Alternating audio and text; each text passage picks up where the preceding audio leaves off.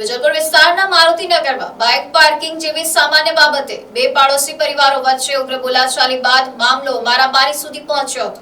જોતજોતામાં વિવાદે હિંસક સ્વરૂપ ધારણ કરતા બંને પક્ષના લોકો લાકડીઓ લઈને સામસામે આવી ગયા હતા. વિજલપુરના મારુતિનગરમાં પાર્કિંગના મુદ્દે શરૂ થયેલી તકરારમાં બંને પરિવારો વચ્ચે હાથાપાઈ થઈ હતી. લાકડીઓ વડે થયેલા હુમલામાં કેટલાક લોકોને માથાના ભાગે ઈજા થતા તેઓ લોહીલુહાણ થયા હતા. સમગ્ર ઘટનાનો વિડીયો સ્થાનિકોના કેમેરામાં કેદ થયો હતો, જે બાદમાં સોશિયલ મીડિયા પર પણ વાયરલ થયો છે. ઘટનાની જાણ થતાં વિજલપુર પોલીસ મથકનો કાફલો તાત્કાલિક ઘટના સ્થળે પહોંચ્યો હતો.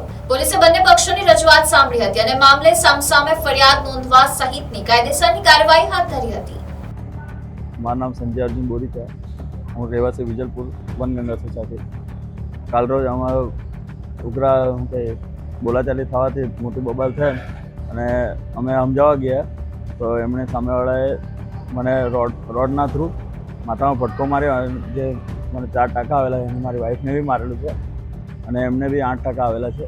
અમે આ ઇમરજન્સીમાં છે અને અમને એ ન્યાય છે કે અમને ન્યાય મળે. એ ગાડીના બાબતે કારણ હતું કે ગાડી એમને અમારા બાજુમાં ઘર છે અને એમને ત્યાં જ ગાડી મૂકે છે. અમારી દુકાન છે નાની ચોકલેટ બિસ્કિટની.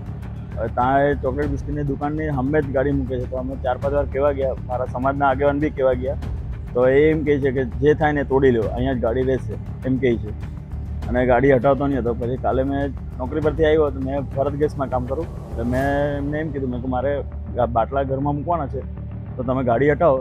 તો એમ કે હા 10 મિનિટમાં હટાવું. પછી પાછો 10 મિનિટ પછી પાછો કહેવા ગયો તો એ ભાઈ કોઈ વિડીયો કોલ પર વાત કરતો હતો અને મેં ગયો, મેં કીધું ગાડી હટાવો તો એમ કે હાલે એમ કે તારા બાપારે વાત કર, મને એમ કીધું. પછી વધારે બોલાચાલી થઈ ને એનો ભાઈ દુકાનમાં તો એ રોડ લઈને મારા માથામાં મારેલો છે. બે શું કે માણસ ને 3 લેડીઝ.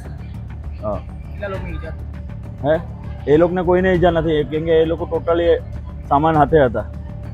બધો શું કે લોખંડના રોડ, લાકડાના ફટકા એ બધું લઈને આવેલા અને અમારા હાથમાં કોઈ હથિયાર નહીં હતો.